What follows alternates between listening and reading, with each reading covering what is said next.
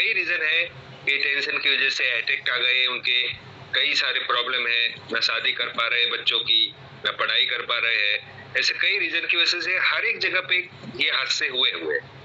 तो उन लोगों को भी जा करके बोला जाए और बोला जाए कि उनके साथ भी उनका हाथ बटाया जाए, अभी जो संघर्ष चल रहा है वहां पे कई दिनों से, और साथ में वो लोग अपने साथ भी जुड़े, वो भी उनको कहा जाए।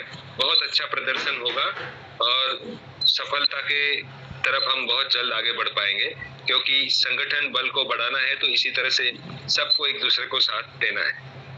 हेमेंद्र जी, अपन समझे सबको बुलाया और आज मेरी ब्रज कुमावत जी से बात भी हुई है और उनको भी बोल दिया गया और वो आएंगे। बिल्कुल, मैंने आज ब्रज कुमावत जी से बात की है और वो भी लीड को ले आएंगे। बिल्कुल, बहुत ही अच्छी बात है, यही करना है हम सबको। मैंने भी भरत कुमार जी को मैसेज दे दिया था कि इसी तरह से ये सब हो रहा है, सबको आगे बढ़ना है। ठीक है जी, बाकी कई लोगों ने हैंड रेस किए हुए हैं, उनको बात करने का आगे आने चाहिए। हाँ, हैंड रेस कर दिए, हाथ तो ऊपर कर दिए है, लेकिन जो भी साथी बोलना चाहे वो अपना माइक खोले और बोले। हेलो, हाँ नमस्कार सर। नमस्कार साथियों, अभी जो 7 तारीख को जो 228 निवेशकों की आत्महत्या के विरोध में जो श्रद्धांजलि सभा आयोजित करने का निर्णय किया गया है, उससे मैं पूर्ण रूप से सहमत हूँ। और इस कदम से सरकार को अपना परिचय दीजिए पहले, आप कहाँ से हैं सर? अपना परिचय दीजिए पहले कृपया। जी सर, मैं झालावाड़ राजस्थान से प्रियंका अग्रवाल बात कर रहा हूँ। ठीक है, बोलिए बोलिए। ये जो प्रोग्राम रखा गया है, इससे सरकार को वास्तविकता ज्ञान हुआ कि पूरे ऑल ओवर इंडिया में हमारे 228 निवेशकों ने आत्महत्या की है मजबूरीवश। तो इस प्रोग्राम से मैं पूर्ण रूप से सहमत हूँ। और अभी जो कुछ समय पूर्व एक सुझाव आया था कि 229वें नंबर पर लिक्विडेटर की श्रद्धांजलि सभा रखी जाए, उससे भी पूर्ण रूप से सहमत हूँ।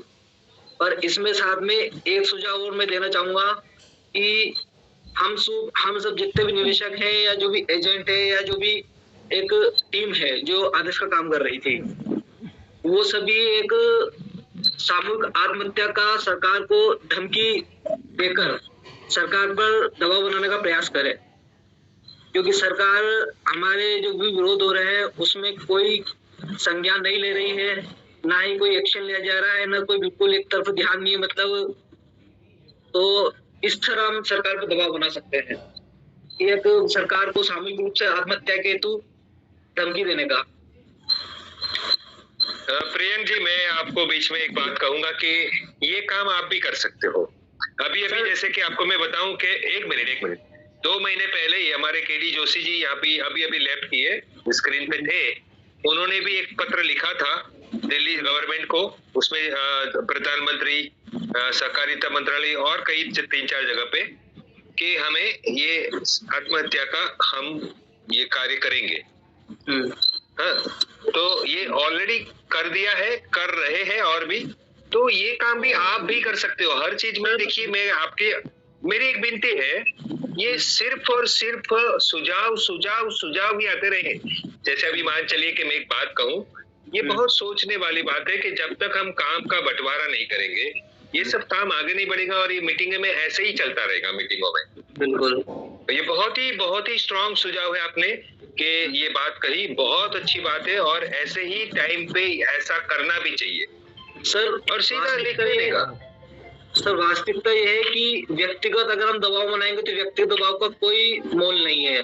अगर हम संगठित रूप से दबाव बनाएंगे सरकार पर, तो सरकार हो सकता है हमारी मांगों पर ध्यान दे। हाँ बिल्कुल, वही संगठित रूप से ही वो करना है, लेकिन सबको कुछ ना कुछ करना पड़ेगा। जैसे अभी मैडम ने कहा कि नाम लिख लो, बिल्कुल, नाम लिखने के लिए भी ऐसा है कि चालू मीटिंग में हर एक का नाम लिखना शायद कभी कभी मुमकिन नहीं होता है। अपने अपने क्षेत्र के हिसाब से अगर मान चलो कि आपको प्रियंक जी मालूम है कि आपके यहाँ से 10 लोग आ रहे हैं, आप 10 का नाम नंबर लिख के सीधा दिनेश जी को या किसी को भी भेज दे। सर, मैं झालावाड़ से बिलोंग करता हूँ और झालावाड़ में काफी लोगों ने आदर्श में निवेश किया हुआ है और बड़ा करोड़ों रुपए निवेश कर रखे हैं, किंतु जो एजेंट है वो लोग तो पैसा लेकर मस्त हो गए और उनको निवेश की कोई चिंता नहीं है और नई से तो कोई कदम उठा रहे हैं। तो वास्तविकता में झालावाड़ में शायद गिनती के 5 लोग भी नहीं होंगे जो अपने जमा पूंजी को वापस लेने के लिए अवेयर है या कोशिश कर रहे हो। ठीक बात है, ये सब बातें भी हमारी हो